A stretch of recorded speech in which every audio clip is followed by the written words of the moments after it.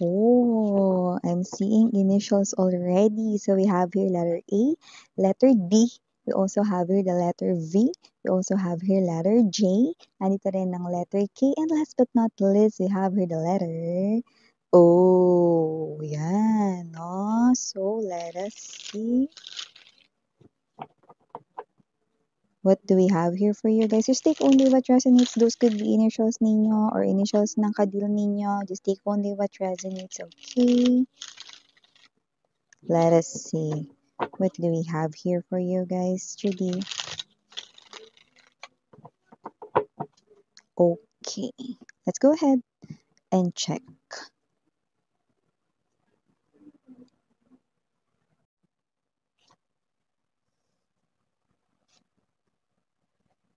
Oh, strength 4 of coins.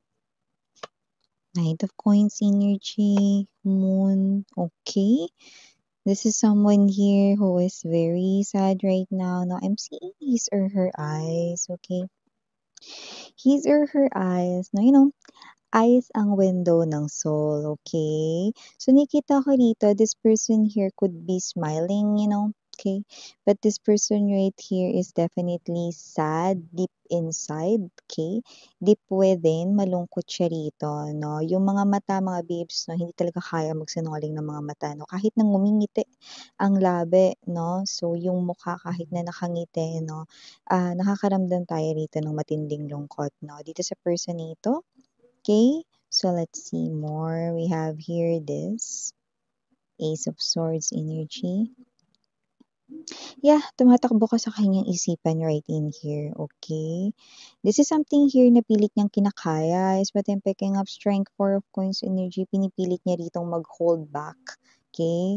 Na mapakita or mapa-obvious ang kanya ritong nararamdamang lungkot, no? 5 of coins, Ace of Swords right in here, death. Yeah, look at that. See, we now have here death right here, but look at that. There's also rebirth,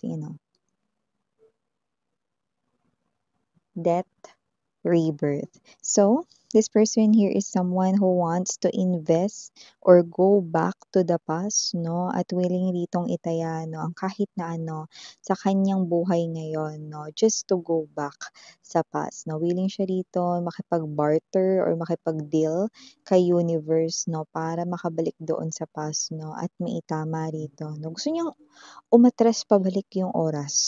Ganong klase ng energy. This person here wants to go back to the past para ayusin ang kanya ritong pagkakamali bago siya nagkamali sa inyo. And this person here is yeah, we're hearing that song. At kay bigat ng iyong dinadala. Ba't hindi mo na kasi ibaba? Mabigat pala Yeah, right. This person here kay bigat ng kanyang pasan-pasan, dala-dala, no?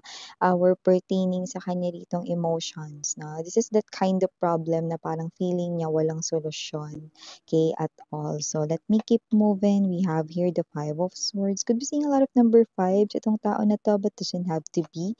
But this person here creates changes or wanting to create changes right in here. Ten of Wands energy. Bottom of the deck, Three of Swords. Ouch. Ace of Coins and the Nine of Cups. I go.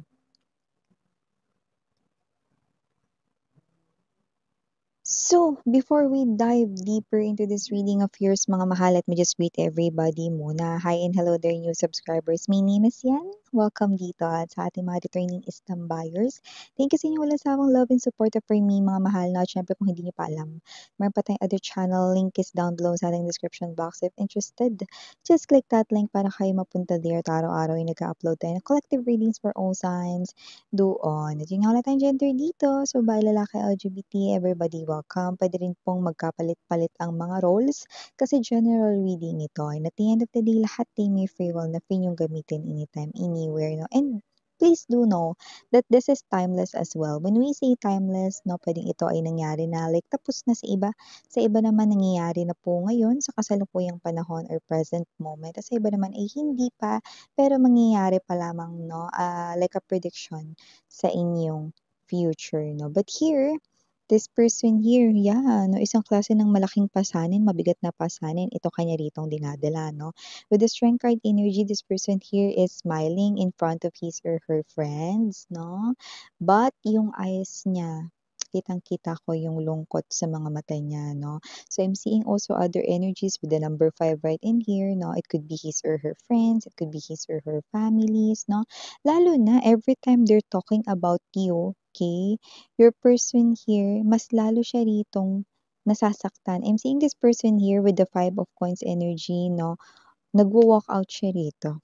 Okay, kasi ayaw niyang ipakita na nangingilid yung luha sa mga mata niya, ayaw niyang ipakita rito 'no, na baka dito bigla siyang mag-breakdown, umiyak, maluha 'no. Ayaw niya itong ipakita sa kanya ritong mga friends 'no, yeah, in front of his or her family members right in here, soul tribe niya rito 'no. So nakita natin dito na this is what this person here is hiding. This person here is hiding his or her true emotions for you, but because, this is something here 'no, na hindi niya rito kayang itago sa atin.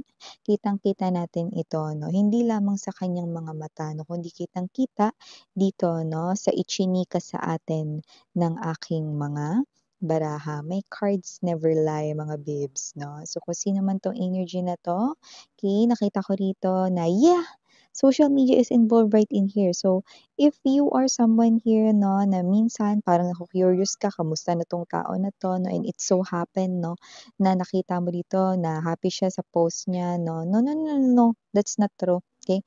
This person here, okay, nagpo-post lang siya ng gano'n 'no, but deep inside, this person here is hurting. This person here wants to invest and go back to the past just to be with you. And the death energy right here, no, is somewhat, okay, giving me the vibe that this person wants rebirth, no? And when we say rebirth, this person here wants to call this connection back to life and willing siya ritong itaya, no? Alam mo, parang willing siya rito makipagbuno or makipag-barter dito kay universe or kung sino na lang pwede rito 'no, na kayang ibalik siya rito 'no, doon sa past 'no, upang maitama ang kanyang pagkakamali 'no, dahil gusto niyang huminto yung oras bago siya nagkasala sa inyo 'no. Nang sa gano'n napigilan niya, this is blocking, okey. Kumbaga sa volleyball mga babes 'no, napigilan niya, na-block niya 'no, yung tira ng kalaban. In short 'no, kumbaga napigilan or mapipigilan niya rito 'no, yung kanya ritong nagawang malaking kasalanan, kasalanan, 'di ba? Kung sino man 'tong energy nito nakita natin dito that this person right here keeps on thinking about you 'no, at hindi niya ito kayang maitago 'no, in front of his or her family, lalo na yung mga matatagal niya ng kakilala, mga friends niya, best friends niya rito 'no, yung family members niya. Akala niya lang hindi nagiging obvious 'no, pero kilalang-kilala siya ng mga ito 'no. Yung kanyang mga mata says it all, okay. Ang kanyang mga mata ang windows ng kanyang soul. So, nakita natin dito na hindi niya kayang maitago ang lungkot. This person here keeps on thinking about you, okay. You keep on spiraling into this person's head. Sa kanyang thoughts, ikaw lang ang laman nito 'no. So this person here wants to, okay, make you mine, parang gano'n yung sinasabi niya rito, I want collective miss yan 'no, na maging akin ulit 'no. And this person right here is somewhat giving me the vibe that with the 10 of Wands, I want to go home now. Because universe knows na nagsasabi ako ng totoo, yung feelings and emotions ko gusto ko na talagang bumalik sa talagang tunay na tahanan ko, sa tunay na home ko, okay. So yeah, this is your ex-lover right here, your ex-boyfriend, ex-girlfriend, your ex-wife, ex-husband right in here na LGBTQs. Of course, welcome din kayo definitely. Your ex person right here now wants to go back home, okay? And if there's a third party interference, I do not see the third party dito. I do feel like that your person is now blocking the third party. Yes, I'm seeing social media. Your person, blinak niya na rin sa social media yung kanya ritong third party. If there's a third party na pumagit na sa inyo way back before na I'm seeing blockage. And your person is not communicating with that. So if your person here tells you na hindi na ako nakikipag-usap sa third party, I'm blocking the third party, believe it or not, no, he's telling the truth, okay? Or she's telling the truth, no? Wala tayong gender dito. So, I do see that your person right here, no, is definitely very sad right now. Actually, ganito. Sobrang nasasaktan talaga siya, no? And look at this image. Definitely, ganyang klase ng pain, no? So as you can see, okay, this person here is deeply hurt, okay? And it keeps on hurting, okay? So with the Three of Swords energy, this person here has lots of regrets. This person here wants to go back home sa'yo, guys. This person here is now recognizing you as the one, okay?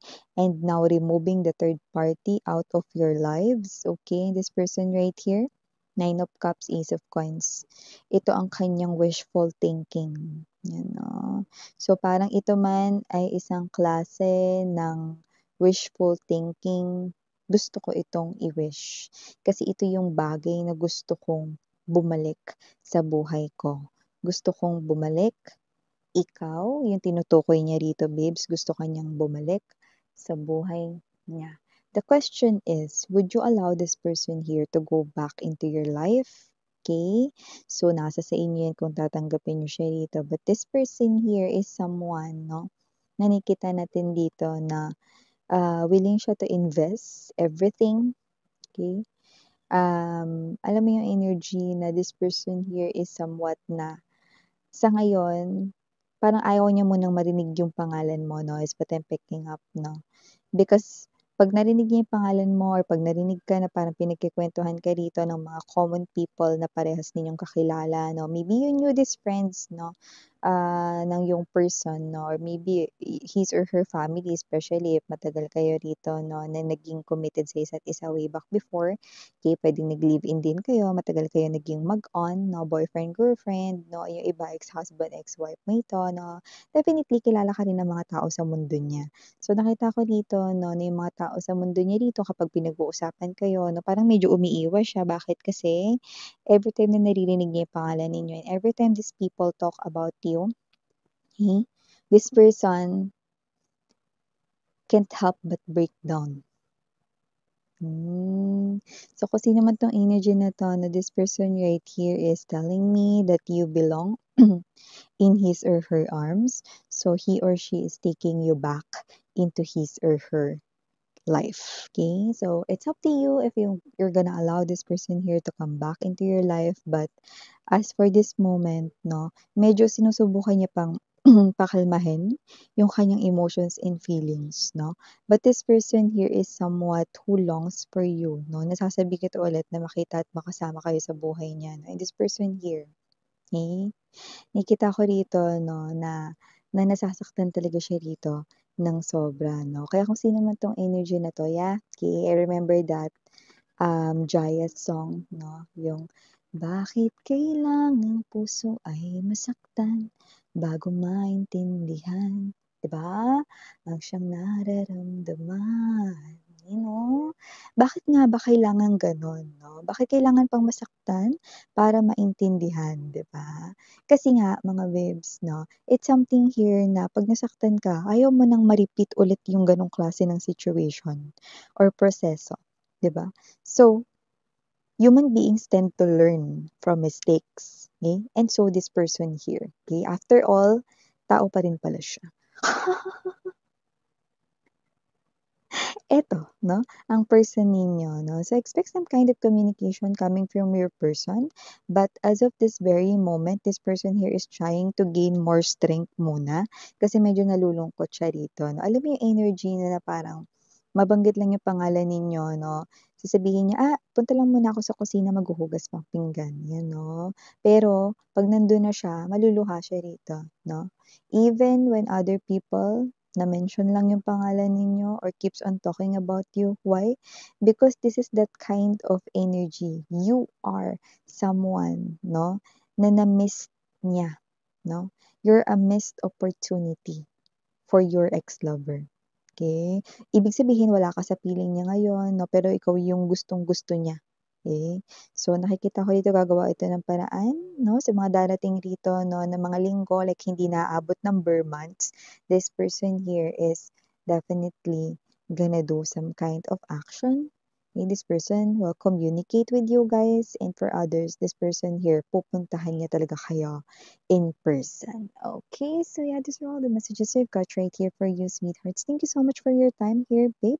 And again, I'm Yuriana on me, Sarang here. Love and light. 안녕.